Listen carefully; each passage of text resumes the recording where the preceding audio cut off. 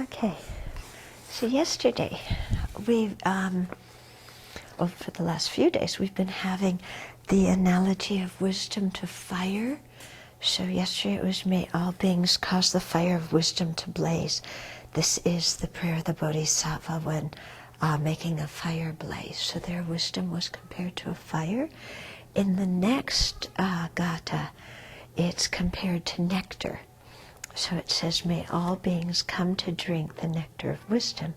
This is the prayer of the Bodhisattva when holding a cup. Okay, so I think that's assuming that the cup is full of something, not just holding an empty cup. Okay, so here wisdom is being, the analogy of wisdom is to nectar. And I think the idea is, fire blazes and fire burns up all the defilements, so the defilements are gone. And that's emphasizing the ability of wisdom to completely clear away all the faulty factors. And then the next one, where wisdom is being compared to nectar, is the idea of nectar of wisdom soothing. Okay, so the first one is, this kind of get rid of the defilements, and the second one is drinking the soothing nectar. Okay, because when we are able to generate wisdom, then it definitely soothes the defilements. It not soothes the defilements, it burns the defilements, but it soothes the minds and it pacifies the mind. So there's different kinds of wisdom. Here we've principally been talking about the wisdom that knows the ultimate truth, that understands the emptiness of all phenomena, and therefore burns the grasping at true existence. But there's other kinds of wisdom too. For example, there's the wisdom that understands the functioning of the law of cause and effect.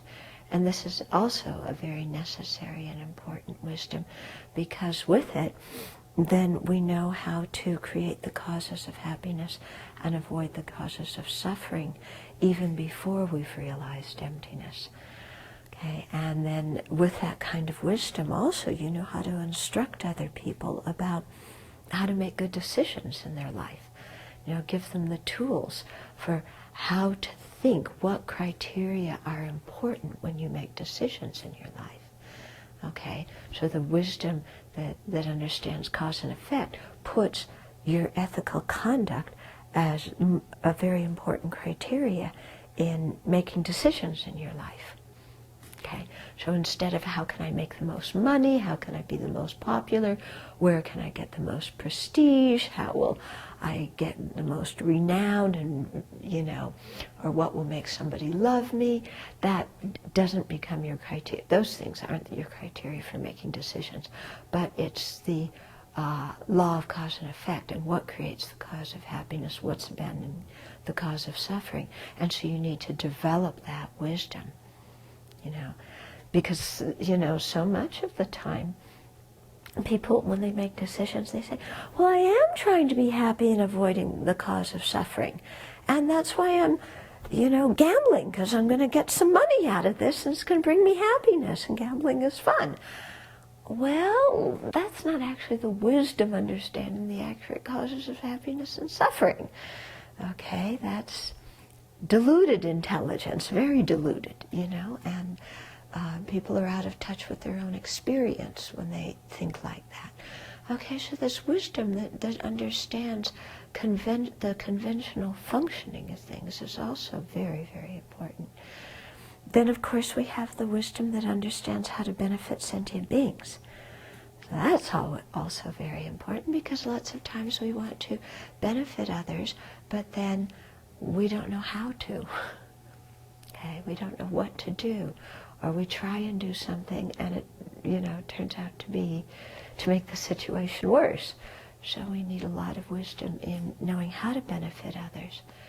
And then, of course, there's wisdom involved in realizing the transient nature of things and dispelling the the misconception that grasp permanence. There's wisdom involved in understanding the foul nature, the ugly nature of many things in samsara, and thus dispelling the attachment that clings to things that are in nature foul as beautiful. There's wisdom involved in understanding that the nature of anything in samsara, anything under the influence of afflictions and karma, is by nature dukkha, or unsatisfactory, and so that dispels the misconception that there's happiness to be found in samsara. So all these other kinds of wisdom are also necessary to develop in our life. Yeah? And so as we're practicing, we develop these other kinds of wisdom, and through them we're able to itch our merits of suffering and make the mind prepared to generate the wisdom that realizes the emptiness of inherent existence.